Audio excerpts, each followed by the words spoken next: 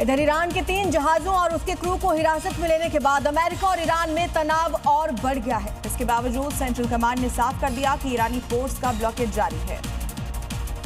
Iran के बंदरगाहों की नाकेबंदी को लेकर अमेरिकी सेंट्रल कमांड ने बताया कि अब तक 34 जहाजों को या तो ईरान के पोर्ट्स की तरफ जाने से रोका गया है या फिर उनका रास्ता बदला गया है। ब्लॉकेड मिशन के लिए अमेरिका ने 10,000 से अधिक सैनिक, 17 से अधिक युद्धपोत और 100 से अधिक फाइटर और सर्विलांस प्लेन तैनात किए हैं। अमेरिकी सेना का कहना है कि ये नाकेबंदी ईरान के किसी भी बंदरगाह से आने जाने वाले जहाजों पर लागू हो रही है, जबकि अमेरिका के सेक्रेटरी ऑफ वॉर पीट हेग्सेथ ने कहा कि ईरान के पास डील करने का ऐतिहासिक मौका है और फिलहाल गेंद उनके पाले में है। और इसी बीच बड़ी खबर, इजरायल का हिजबुल्लाह पर हमला। हिजबुल्लाह के 6 लड़ाके मारे गए। आईडीएफ ने दावा किया है कि 6 लड़ाके मारे गए हैं। बिन इलाके में आईडीएफ ने अटैक किया और बताया ये जा रहा है कि हिजबुल्लाह के इन ठिकानों को निशाना बनाया गया। इसमें 6 लड़ाके मारे गए हैं।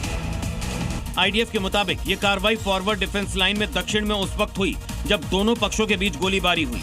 वहीं हिजबुल्लाह ने भी जवाबी हमले का दावा किया है। संगठन का कहना है कि उसने कंतारा कस्बे के पास एक इजरायली फोर्स के वाहन को निशाना बनाया।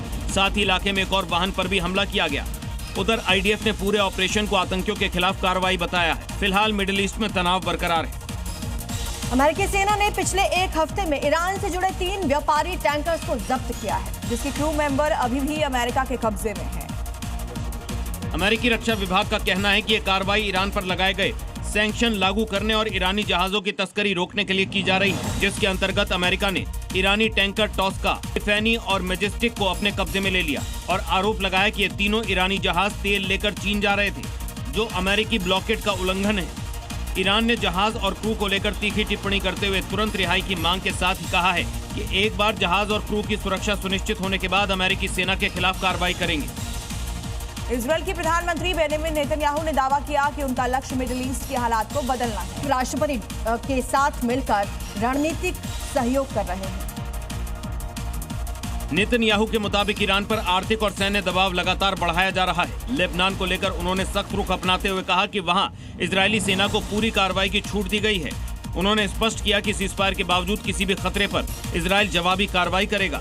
नेतन्याहू ने दावा किया कि इजरायल का फोकस उत्तरी सीमावर्ती इलाकों में सुरक्षा बहाल करना है और इसी के तहत सैन्य कार्रवाई आगे भी जारी रहेगी।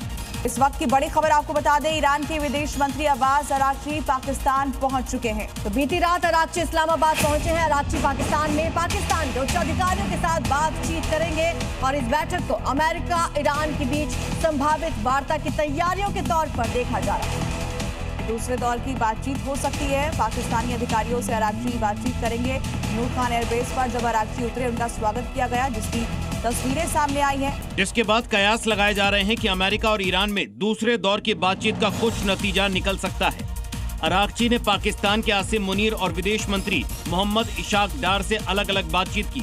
इसमें अमेरिका और ईरान के बीच सीजफायर बनाए रखने पर चर्चा हुई। शांति वार्ता के बीच अमेरिका ने ईरान से जुड़े $344 मिलियन के क्रिप्टो एसेट्स फ्रीज कर दिए हैं। एक्सपर्ट्स की माने तो अमेरिका ने यह कार्रवाई तेहरान पर दबाव बढ़ाने के लिए की है। हालांकि अब देखना होगा कि कल बातचीत के दौरान कौन कितने दबाव में आता है।